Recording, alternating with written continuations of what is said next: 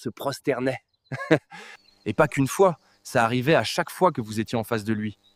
Il faut dire qu'en tant que juif, vous respectiez la loi de votre peuple. Oui, en tant que juif, je ne peux que m'incliner devant Dieu, pas devant un homme, quel qu'il soit. Comment vous êtes-vous senti quand Aman a été désigné par le roi pour vous honorer? C'était vraiment un moment ironique. Aman tenait le cheval que je montais et criait partout en ville pour m'honorer. J'ai appris plus tard que la veille de cet événement, il avait prévu de me faire pendre. Mais Dieu avait prévu que le moment où il est allé voir le roi pour exécuter son plan coïncidait avec le moment où le roi voulait m'honorer. Il avait proposé au roi un protocole glorieux, pensant qu'il en serait le bénéficiaire. Mais il a eu une grosse surprise quand il a appris que c'était pour vous à la place. Ce fut un moment de grande humiliation pour lui. C'est ainsi que Dieu change les choses en faveur de ceux qui l'adorent.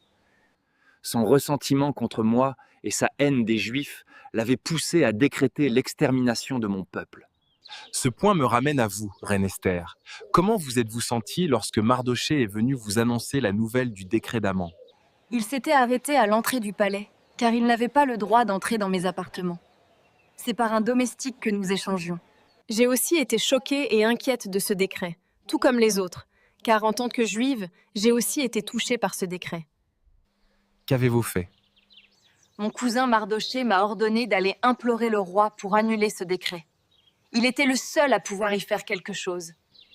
Attendez, vous lui donniez encore des ordres alors qu'elle était déjà reine?